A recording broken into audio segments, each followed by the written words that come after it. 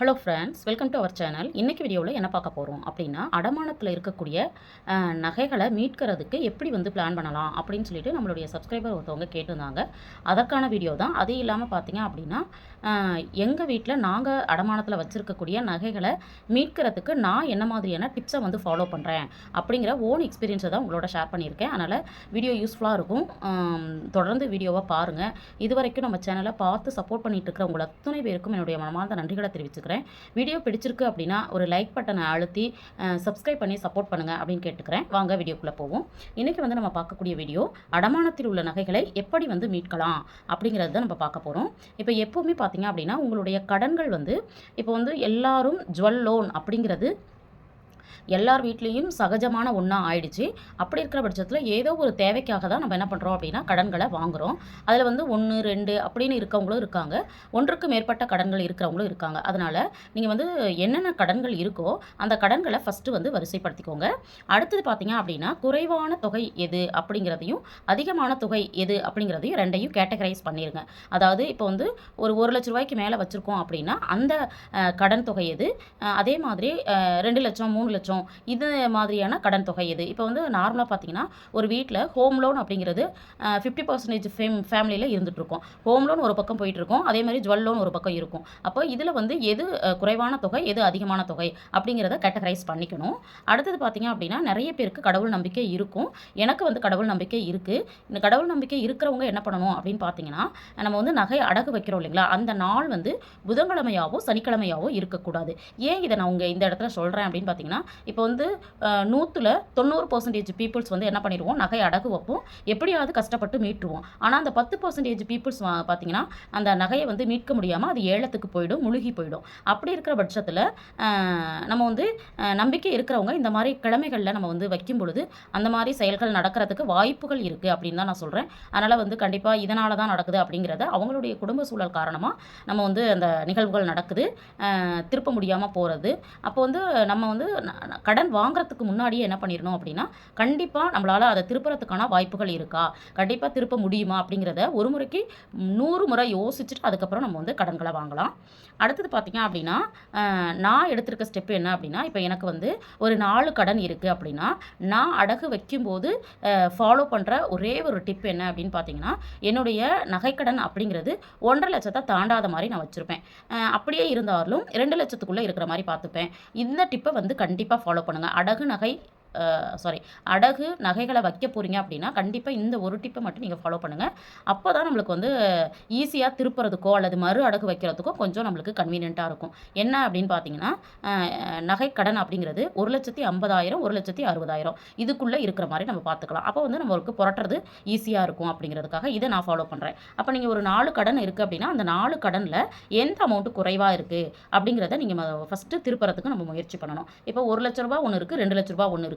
அப்போது நிறைய பேர் என்ன நினைப்போம், 2 லட்ச ரூபா அதிகமான அமௌண்ட்டாக இருக்குது, அப்போ அதை திருப்பிடலாம் அப்படின்னு நினைப்போம். ஆனால் அப்படி பண்ணாமல் நம்ம 1 லட்ச ரூபாய்க்கு இருக்கிறத நம்ம ஃபஸ்ட்டு திருப்புறதுக்கு முயற்சி பண்ணும்பொழுது நம்ம அடுத்த கான்ஃபிடென்ட் என்ன கொடுக்கும்னா, நம்மளாலேயும் திருப்ப முடியும் அப்படிங்கிற எண்ணம் நம்மளுக்கு வந்துடும். அப்போ அதை அடுத்தடுத்து நம்ம திருப்புறதுக்கு இதை தான் நான் ஃபாலோ பண்ணிட்டு இருக்கிறேன். இதையும் நீங்களுமே என்ன பண்ணலாம், ஃபாலோ பண்ணலாம்.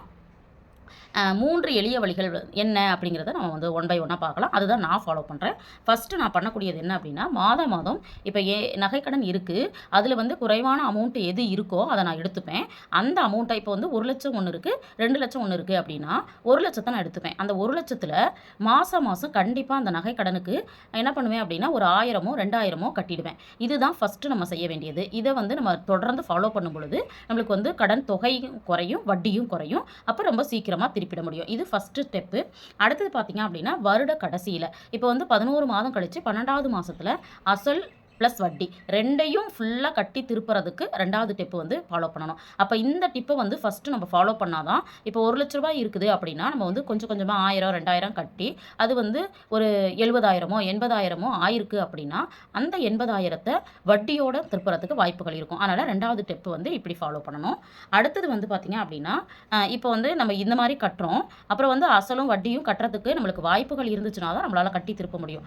வாய்ப்பே இல்லை அப்படின்னா நீங்கள் 3வது விஷயம் என்ன என்னென்னா வட்டியை மட்டும் கட்டிட்டு திருப்பி மறு அடகு வைக்கிறதுக்கு முயற்சி பண்ணணும். இப்போ நம்மளுடைய ஆர்பிஐ என்ன சொல்லியிருக்கு அப்படின்னா, நீங்கள் வந்து மறு அடகு வைக்க முடியாது, முழுசாக பணத்தை கட்டினா மட்டும்தான் திருப்ப முடியும் அப்படின்னு எல்லா பேங்க்லேயும் வந்து இம்ப்ளிமெண்ட் பண்ணிட்டாங்க அப்படின்னு சொல்கிறாங்க.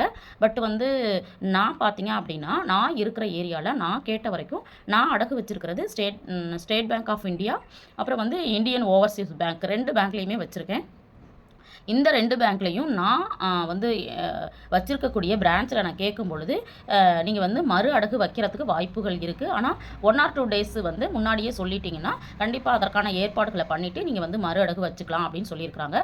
ஆனால் சில பேங்க்கில் கண்டிப்பாக நீங்கள் வந்து முழு பணத்தையும் கட்டி தான் திருப்பணும் அப்படின்னு சொல்லியிருக்கிறாங்க. இப்போ அடகு நகைகள் வச்சுருக்கீங்க அப்படின்னா கண்டிப்பாக உங்களுடைய பிரான்ச்சில் என்ன ஸ்கீம் வந்து என்ன மாதிரியான ரூல்ஸ் வந்து ஃபாலோ பண்ணுறாங்கங்கிறத ஃபஸ்ட்டு நீங்கள் தெரிஞ்சு வச்சுக்கோங்க.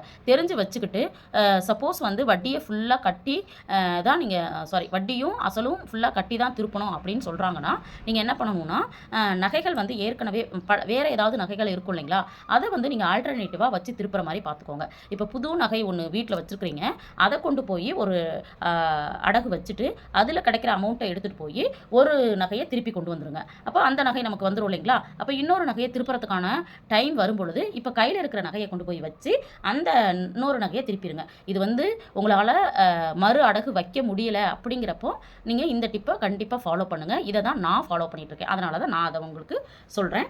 இப்போ வந்து எப்படி வந்து திருப்பலாம் அப்படிங்கிறத பிளான் பண்ணிட்டோம். அடுத்து வந்து என்ன டிப்ஸை ஃபாலோ பண்ணுறேன் அப்படின்னு பார்த்தீங்கன்னா, இப்போ பட்ஜெட் இருக்கு இல்லையா, 10,000 ரூபா வருமானம் அப்படின்னா அதில் வந்து 20% ஒதுக்கிடுறது. 20%னா 2,000 ரூபாய் இல்லைங்களா. அந்த 2,000 ரூபாயை எப்படி வந்து பிரிச்சுக்கணும் அப்படின்னு பார்த்தீங்கன்னா 2ஆக பிரிச்சுக்கோங்க. ஃபஸ்ட்டு ஒரு 10%, இன்னொரு 10%. 10%ங்கிறது 1,000 ரூபாய், நான் எக்ஸாம்பிளுக்கு சொல்லிட்டு இருக்கேன். இன்னொரு 10% 1,000 ரூபாய் இருக்கும் இல்லைங்களா. இந்த 1,000 ரூபாயை நீங்கள் வந்து என்ன பண்ணுங்க அப்படின்னா ஆர்டியாக போட்டுருங்க. இந்த ஆர்டியாக போடுறது எதுக்கு அப்படின்னா வட்டி கட்டுறதுக்கு. இன்னொரு 10,000 ரூபாயை பார்த்தீங்கன்னா உங்களுடைய அசலை குறைக்கிறதுக்கு. இந்த மாதிரி நீங்கள் கட்டும் பொழுது கண்டிப்பாக இந்த மாதிரி நகை அடகு வச்சுருக்கீங்கன்னா உங்கள் ஃபேமிலி மெம்பர்ஸ்க்கு கண்டிப்பாக சொல்லுங்கள், இவ்வளோ நகை வந்து அடகில் வச்சுருக்கோம், இவ்வளோ அமௌண்ட்டு வந்து நம்மளுக்கு கடன் இருக்குங்கிறத. இதை ஏன் நான் சொல்லணும்னு நினைக்கிறேன் அப்படின்னு பார்த்தீங்கன்னா, நீங்கள் பட்ஜெட் போடும் பொழுதோ இல்லைன்னா ஏதாவது ஷாப்பிங் பண்ணும் பொழுதோ அவங்களுக்கு அந்த இடத்துல நம்மளுக்கு வந்து இவ்வளோ கடன் இருக்குது, இதை திருப்புறதுக்கு நம்ம வந்து முயற்சி பண்ணிட்டு இருக்கோம் அப்படிங்கிற விஷயம் அவங்களுக்கு போய் சேரும்போது அவங்களுடைய செலவுகளை குறைக்கிறதுக்கு கண்ட்ரோல் பண்ணுறதுக்கு கொஞ்சம் அது வந்து ஹெல்ப் பண்ணும், சப்போர்ட் பண்ணும். அதனால் கண்டிப்பாக ஃபேமிலி மெம்பர்ஸ்க்கு சொல்லிடுறது பெட்டர் அப்படிங்கிறது தான். இப்போ எங்கள் ஃபேமிலியில் பார்த்தீங்கன்னா நீங்கள் குழந்தைங்க கிட்ட இதெல்லாம் சொல்லக்கூடாது அப்படின்னு நினைப்பீங்க. பட் எங்கள் ஃபேமிலியில் நான் வந்து என்னோட பொண்ணுக்கு வந்து 13 இயர்ஸ் ஆகுது.